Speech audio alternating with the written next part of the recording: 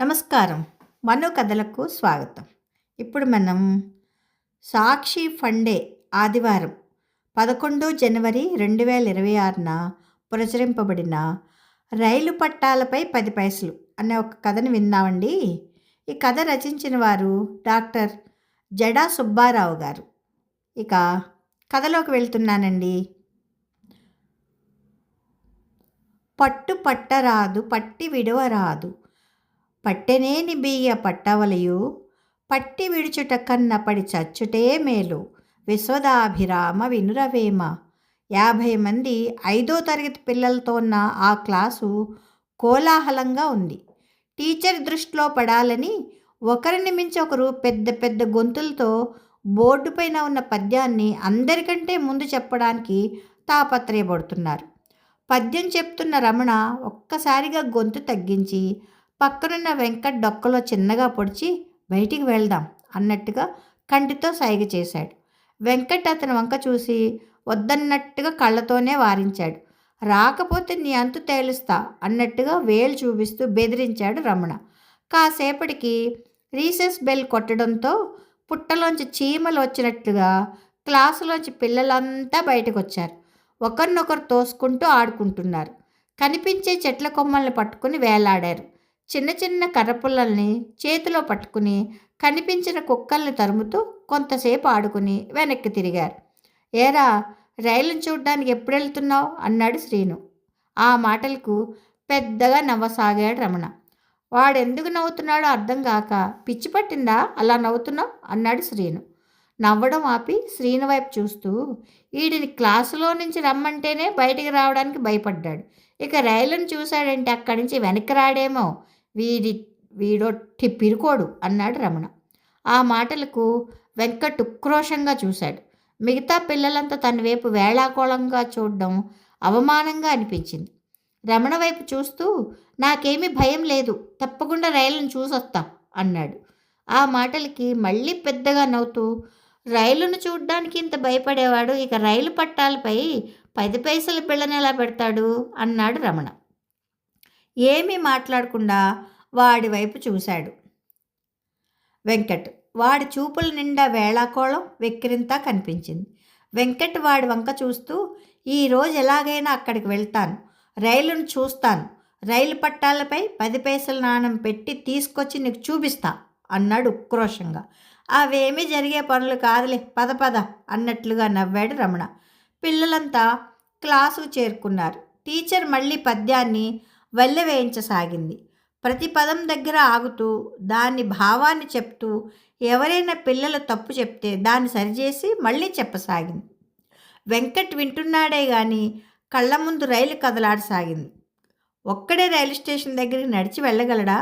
ధైర్యం చేసి వెళ్ళినా రైలు పట్టాలపై 10 పైసల బిళ్ళను ఉంచగలడా అనే ప్రశ్నలతో కాసేపు ఉక్కిరి బిక్కిరి అయ్యాడు. వెళ్ళగలనో లేదోననే సందేహం వచ్చింది. ఎలాగైనా వెళ్ళాలనే పట్టుదల పెరిగింది. టీచర్ చెప్తున్న పద్యం మనసులో సుడులు తిరగసాగింది. మధ్యాహ్నం భోజనం బెల్ మోగింది.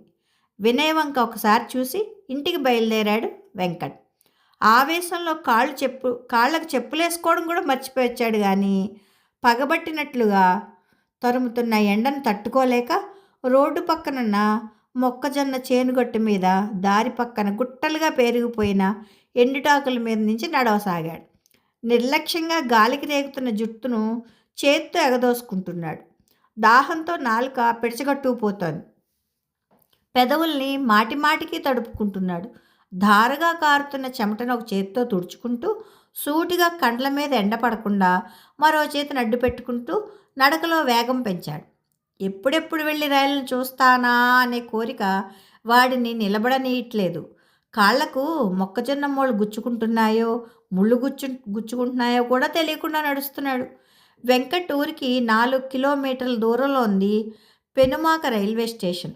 సింగిల్ ట్రాక్ కావడం వల్ల నిర్దేశించిన సమయాల్లో తప్ప ఎక్కువగా రైళ్ల రాకపోకలు ఉండవు. రైలు వచ్చే ముందు కొట్టే గంట గురించి, పట్టాల మీదకి రైలు వచ్చేటప్పుడు చేసే చప్పుడు గురించి, అది వదిలే పొగ గురించి స్నేహితులంతా కథలుగా చెప్తే క్లాసులో చాలాసార్లు విన్నాడు.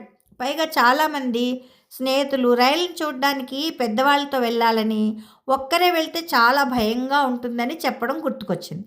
మనసులో భయంగానే ఉన్నా ఎలాగైనా ఆ పూటే రైలును చూసి రమణగాడి నోరు మూయించి అందరి ముందు తానేంటో నిరూపించుకోవాలనే తపన వెంకటాశను మరింత బలపరిచింది. కాలికేదో గుచ్చుకోవడంతో అమ్మా అనుకుంటూ కాలివైపు చూసుకున్నాడు. మొక్కజొన్న మోడు 2 వేళ్ల సందుల్లో గుచ్చుకొని చర్మం చీరుకుపోయి రక్తం కారసాగింది. ఒక్కసారిగా వెంకట్ నడకలో వేగం తగ్గింది. గట్టు మీద కూర్చుండిపోయి 2 వేళ్ల మధ్యలోనూ కొంచెం ఉమ్ము రాసుకున్నాడు. కాలి బొటనవేలిని తర్వాతి వేలిని మెల్లగా చేతితో రుద్దుకున్నాడు. కొంచెం నొప్పి తగ్గిందనుకున్నాక పైకి లేచి నడక సాగించాడు. అతనితో పాటే తేనెటీగల ఆలోచనలు కూడా వెంబడించాయి. లేత ఒంటిని ఎండకిరణాలు తొలిచేస్తున్నాయి. ముందుకు వంగి కాళ్ల వైపు చూసుకున్నాడు. చీరుకుపోయి దుమ్ము కొట్టుకుపోయిన కాళ్ళు కనిపించాయి. గూటం తెగిపోయి ఇంటి దగ్గర వదిలొచ్చిన చెప్పుల్ని వేసుకొచ్చినా బాగుండేది అనుకున్నాడు మనసులో. మాటిమాటికి ఆ చెప్పులకు గూటం బిగించుకుంటూ నడిస్తే నడక సాగదని అనుకుని వాటిని ఇంటి దగ్గరే వదిలేసి వచ్చాడు. తను వెళ్ళేసరికి రైలు వచ్చి వెళ్ళిపోతే స్నేహితుల ముందు తలవంపులు అవుతుందని, అందరూ తనని వెక్కిరిస్తారని భయపడ్డాడు. కడుపు నిండా అన్నం తింటే ఆలస్యం అవుతుందని తిన్నానన్న పేరుకు 4-5 మెతుకులు తిని బయలుదేరాడు. ఎలాగైనా రైలు బండిని చూసి స్నేహితుల ముందు భుజాలెగరేయాలనే ఆశ వాడిని నిలవనీయట్లేదు. పక్కనున్న రోడ్డు మీద ఎడ్ల బండ్లు వెళ్తూ కనిపించాయి. ఎద్దులు కదిలినప్పుడల్లా వాటి మెడలోని గంటల చప్పుడు వాడికి ఆహ్లాదంగా అనిపించింది. ఎత్తైన మూపురాన్ని ముద్దుగా చూశాడు. బండికి జల్ల కట్టి ఉంది. మండుతున్న ఎండకు రోడ్డు మీద పెద్దగా జనసంచారం లేదు. అక్కడక్కడా నడుస్తున్న వాళ్ళు గొడుగులు వేసుకుని నడుస్తున్నా చీర కొంగుతోనో పై పంచతోనో విసురుకుంటూ వెళ్తున్నారు. అలా ఎదురైన వాళ్ళు అంత ఎండలో కాళ్ళకి చెప్పులు కూడా లేకుండా నడుస్తున్న వెంకట్ని పిచ్చివాడిని చూసినట్లుగా చూడసాగారు. వారిని దాటుకొని ముందుకు నడవసాగాడు. ఆకాశానికి కాసేపు కరుణ కలిగి వర్షం పడితే తప్ప భూమాత చల్లబడేలా లేదు. అడుగులు పొయ్యి మీద ఉన్న పెనం మీద పడుతున్నాయో రోడ్డు మీద పడుతున్నాయో తెలియనంత తీవ్రంగా ఉంది ఎండ. నోరు తడారిపోయింది. నీటి కోసం చుట్టూ చూశాడు. దారిలో మొక్కజొన్న తోటలకు దూరంగా పొలంలో ఒక చోట మోటార్ కనిపించింది. అది చూడడంతోటే వెంకటికి ప్రాణం లేచి వచ్చింది. 2 చేతులతోనూ చెమట పట్టిన బుగ్గల్ని తుడుచుకుంటూ ఆనందంగా ఆ నీటి మోటార్ వైపు నడిచాడు. గట్టు మీదుగా పొలాల మధ్యలో నడుస్తుంటే వాళ్ళమ్మ వెనకాల నడుస్తూ చీర చెంగును కప్పుకున్నట్లుగా అనిపించింది. కోతకు సిద్ధమైన మొక్కజొన్న తోట బంగారు రంగులో మెరిసిపోతోంది. గబగబా నీటి మోటార్ దగ్గరికి వెళ్ళి కాసిన నీళ్లతో మొహం కడుక్కుంటే ప్రాణం లేచొచ్చింది. దోశలతో తీసుకుని తనివి తీరా నీళ్లు తాగాడు. చీరుకుపోయిన కాలివేళ్లను నీళ్లతో శుభ్రంగా కడిగాడు. పైన అంత ఎండ కాస్తున్నా నీళ్లు అంత చల్లగా ఉండడం ఎంతో హాయిగా అనిపించింది. అక్కడి నుంచి వెనక్కి తిరిగాడు. బయట కనిపిస్తున్న మొక్కజొన్నల మీద పిట్టలేవో వాలి చిట్టి నోటితో అందినంత తింటూ తృప్తి పడుతున్నాయి. వాటి వైపు చూస్తూ మళ్ళీ గట్టును సమీపించాడు. దారి మధ్యలో ఏవో చిన్న చిన్న పాకలు, ఐస్ ఫ్యాక్టరీ కనిపించాయి. ఐస్ ఫ్యాక్టరీ ముందు ఆగి ఉన్న కొన్ని లారీల్లో పెద్ద పెద్ద ఐస్ బాక్సులు ఎక్కిస్తున్నారు. ఐస్ బాక్స్ను చూస్తుంటే వెంకట్ నోట్లో నీళ్లు ఊరాయి. పాస్ బెల్ కొట్టినప్పుడు వాడి స్నేహితుడు రమణ తినే సేమియా ఐస్ వాడి కళ్ళ ముందు కదలాడింది. హుస్ అని లోపలికి బయటికి లాగుతూ వాడి సేమియా ఐస్ చప్పరించినప్పుడల్లా వెంకట్ ప్రాణం అలా ఆకాశంలోకి ఎగిరి మళ్ళీ నేల మీదకి వచ్చేసేది. ఒకసారి ధైర్యం చేసి నాకోసారి ఇస్తావా, చప్పరించి ఇచ్చేస్తాను అని అడిగాడు. దానికి రమణ నుదురు ముడతలు పడింది. ఛీ, అట్టా చేస్తే ఎంగిలి కదూ, నేను ఇవ్వను అన్నాడు.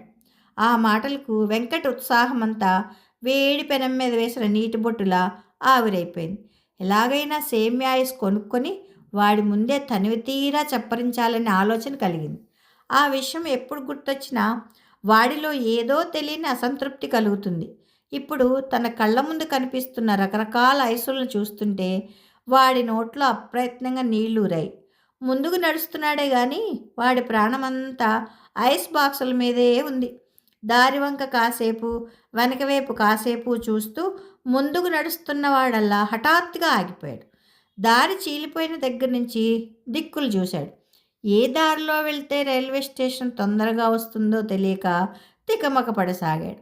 ఎండ కుదురుగా నిలబడినివ్వడం లేదు. ఎండ బాధ కంటే కొంచెం దూరం నడిచినా ఏం కాదులే అనుకుని తోచిన దారి వైపు నడవసాగాడు.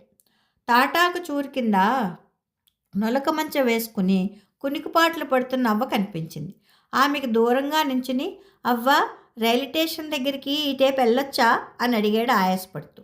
మా అమ్మ బోసి నోట్లోంచి వింత నవ్వొకటి పెదాలపై కనపడకుండా మెరిసింది. కాసేపు అయ్యాక, రైలుకి ఏ దేశం వెళ్తావు? కాళ్ళకి చెప్పులు కూడా లేకుండా బయలుదేరావు అంది. వెంకటికి ఏం చెప్పాలో తెలియక దిక్కులు చూస్తూ నిలబడిపోయాడు. వాడి అవస్థను గమనించిన అవ్వ అటే పో అన్నట్లు చేతిని పైకెత్తి దారివైపు చూపించింది. కాలనీలా ఉన్న ఇళ్లను దాటిన తర్వాత కొంచెం దూరంగా రైలు పట్టాలు కనిపించాయి. వాటిని చూస్తూ ఎదురెదురుగా ఉన్న రైలు పట్టాలు ఎంత దూరం వెళ్తాయో అంచనా వేయసాగాడు. వాడి చిట్టి బుర్రకు తట్టలేదు, ఊహకు అందలేదు. ముందుకు వంగుని 4 రాళ్లను చేత్తో తీసుకున్నాడు. కాలుతున్న ఇనుప ముద్దను చేత్తో తీసుకున్నట్లుగా చురుక్కుమనిపించి వదిలేశాడు. దూరంగా చెట్టు కింద నీడ కనిపించడంతో అటువైపు నడిచాడు. బరువైన సామాన్లు నెత్తిన మోసుకుంటూ చంకలో చంటి పిల్లలతో వచ్చిన వాళ్ళతో స్టేషన్ అంతా కిటకిటలాడుతోంది. ఆ టైంలో ఒకటే రైలు కావడం వల్ల రద్దీ చాలా ఎక్కువగా ఉంది. పొరుగురులో పనులకెళ్ళే వాళ్ళు సామాన్లు నింపిన గోతాలను తల మీద పెట్టుకుని అటు ఇటు తిరగసాగారు. వాళ్ళ వైపు చూస్తున్న కొద్దీ వెంకట్లో ఆతృత ఎక్కువైపోయింది. అంతవరకు రైలు గురించి వినడమే తప్ప ప్రత్యక్షంగా చూసింది లేదు. తర్వాత క్లాసులో ఏదైనా నాణాన్ని రైలు పట్టాలపై పెడితే పెద్దగా అవుతుందని రమణ చెప్పిన మాటలు జ్ఞాపకం వచ్చాయి. ఎలాగైనా ఆ అనుభూతిని పొందాలని తపనతో రూపాయి కోసం ఇల్లంతా గాలించాడు. చివరికి ఎక్కడో సత్తు 10 పైసల నాణం కనిపించింది. దానిని జాగ్రత్తగా నిక్కర్ జేబులో వేసుకుని బయలుదేరాడు. అది గుర్తుకొచ్చి జేబుల్ని తడుముకున్నాడు. 10 పైసల బిళ్ళ చేతికి తగలడంతో హాయిగా ఊపిరి పీల్చుకున్నాడు. అప్పటి వరకు నిశ్శబ్దంగా ఉన్న స్టేషన్లో కలకలం మొదలైంది. టికెట్ తీసుకుని అక్కడక్కడ దూరంగా నిలబడ్డ ప్రయాణికులంతా హడావిడి పడుతూ ట్రైన్లో ఎక్కడెక్కడ ఖాళీ ఉంటుందో అంచనా వేసుకుంటూ అక్కడికి చేరుకోసాగారు. మైకులో అనౌన్స్మెంట్ వినిపిస్తోంది. రైల్వే కూలీల పరుగులు, తినుబండారాలు అమ్మేవాళ్ల పరుగులతో ప్రశాంతమైన వాతావరణం కాస్త తిరునాళ్లలా మారిపోయింది. చెట్టుకుంద నిల్చున్న వెంకట్ భయం భయంగా రైలు పట్టాల వైపు కదిలాడు. తనను ఎవరైనా చూస్తున్నారేమోనని చుట్టూ చూశాడు. ఎవరి పనుల్లో వారుండడంతో ఊపిరి పీల్చుకున్నాడు.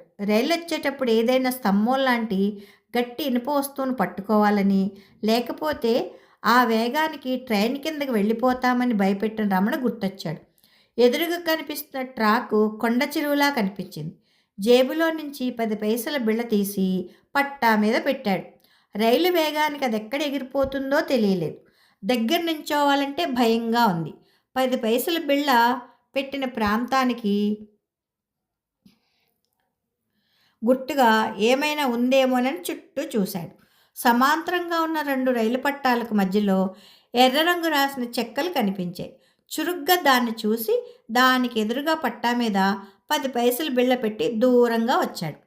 దూరంగా రైలు కోత వినిపిస్తోంది. ప్రయాణికులందరిలో ఆదుర్దా మొదలైంది. దూరంగా నిల్చుని చూస్తున్న వెంకట్లో ఆందోళన ఎక్కువైంది. దుమ్ము రేపుకుంటూ స్టేషన్లో ఆగింది ట్రైన్. దిగే వాళ్లతో ఎక్కే వాళ్లతో హడావుడిగా ఉంది. ఒకరినొకరు తోసుకుంటూ నెట్టుకుంటూ సామాన్ల బరువుతో కంపార్ట్మెంట్లలోకి ఎక్కుతున్న జనాలు చూస్తుంటే వెంకట్లో గుండెదడ మొదలైంది.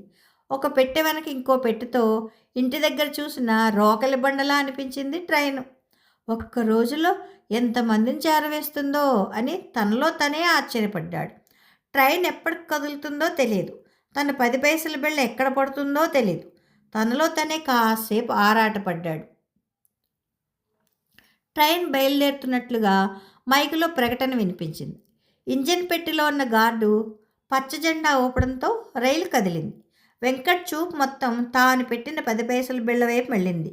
నెమ్మదిగా కదిలినంతసేపు దృష్టి అక్కడ నిలిచింది కానీ వేగాన్ని పుంజుకున్నాక చూపు మందగించింది. నెమ్మదిగా ముందుకు కదిలి 10 పైసల నాణెం కోసం వెతికాడు. పెట్టిన ప్రాంతంలో కనిపించక కంగారు పడ్డాడు. ఎంతో కష్టపడి ఇల్లంతా వెతికి తెచ్చాడు. ఆ నాణెం పెద్దదైతే బడికెళ్ళాక స్నేహితుల ముందు గొప్పగా చూపించాలనుకున్నాడు. కానీ చూస్తుంటే పరిస్థితి అలా జరిగేలా లేదు. నాణెం పెట్టిన ప్రాంతానికి అటూ ఇటూ వెతికాడు. ఎర్ర రంగు పూసిన చెక్కదిమ్మకు కొద్ది దూరంలో కనిపించడంతో ఊపిరి పీల్చుకున్నాడు. గబగబా పరిగెత్తి ఆ బిళ్ళను అపురూపంగా చేతుల్లోకి తీసుకున్నాడు. పెద్దగా కనిపిస్తున్న నాణెం వంక ఆశ్చర్యంతోనూ ఆనందంతోనూ చూస్తుంటే వెంకట్ కళ్ళు పెద్దవయ్యాయి. కళ్ళల్లో నీళ్లు చిప్పిల్లాయి. జాగ్రత్తగా దాని చేతుల్లోకి మార్చి మార్చి తీసుకుని కళ్ళ నిండుగా చూసుకున్నాడు. తర్వాత జాగ్రత్తగా దాన్ని నిక్కర్ జేబులో వేసుకున్నాడు. రాళ్లను పట్టాలను దాటుకుంటూ వచ్చిన దారి వైపు నడవసాగాడు. బాల్యంలో పుట్టిన కోరికలు చిరుగాలిలా మొదలై పెనుగాలిలా మారతాయి. తీరిపోయిన తర్వాత ఉత్సాహ తరంగాలై పట్టుకుని ఊపేస్తాయి. కారుతున్న చెమటను చేత్తో తుడుచుకుంటూ జేబులో వెడల్పుగా కనిపిస్తున్న 10 పైసల నాణాన్ని తడుముకున్నాడు. ఆనందంతో అడుగులెలా పడుతున్నాయో తెలియట్లేదు. అన్నం వేళ దాటిపోయినా ఆకలిగా లేదు. ఎండ నిలువునా తగలబెడుతున్నా స్పృహ లేదు. వెంకట్ కళ్ళ ముందు ట్రైన్ చూసిన ఆనందం 10 పైసల నాణెం విస్తరించినట్లుగా రెట్టింపయింది. స్కూల్కి వెళ్ళాక స్నేహితుల ముందు తానొక హీరో. అందరూ తనను ఆశ్చర్యంగా అబ్బురంగా చూస్తారు. తన దగ్గరున్న పెద్దదైన 10 పైసల నాణాన్ని చూడడానికి ఎగబడతారు. తాను మాత్రం ఎవరికీ చూపించకుండా కాసేపు దూబూచులాడతాడు. వాళ్ళకిచ్చినట్టే ఇచ్చి చూపించినట్టే చూపించి వెంటనే దాచేస్తాడు. అందరికీ ఉక్రోషం మొదలవుతుంది. ఒక్కసారి జేబులో నాణాన్ని చేతిలోకి తీసుకుని గాల్లోకి ఎగరేశాడు. వాడి ఆనందాన్ని రెట్టింపు చేస్తూ అది గాల్లో గిరికీలు కొట్టసాగింది. కథ సమాప్తం. బాలే ఉందండి కదా. మేము కూడా చిన్నప్పుడు ఇట్లాగే చేసేవాళ్ళం అండి. మా అమ్మమ్మ గారు ఊరు వెళ్ళినప్పుడు రేలంగి అనమాట, రేలంగి దగ్గర అత్తిలి పట్టాల మీద ఇలాగే నాణ్యాలు పెట్టి అవి పెద్దగా అయ్యాక తీసుకొని ఆనందంగా చూసుకుంటూ ఉండేవాళ్ళం. అదొక పిచ్చి ఆనందం చిన్నతనంలో. మీకు కూడా ఇలాంటి అనుభవాలు ఉన్నాయా? నాకు కామెంట్ రూపంలో చెప్పండి ప్లీజ్. ఉంటానండి. కథ నచ్చితే మీకు లైక్ చేయండి, షేర్ చేయండి, కామెంట్ చేయండి ప్లీజ్. సబ్స్క్రైబ్ చేసుకుని నన్ను ఎంకరేజ్ చేయండి. ఉంటానండి. ప్రేమతో మీ మను.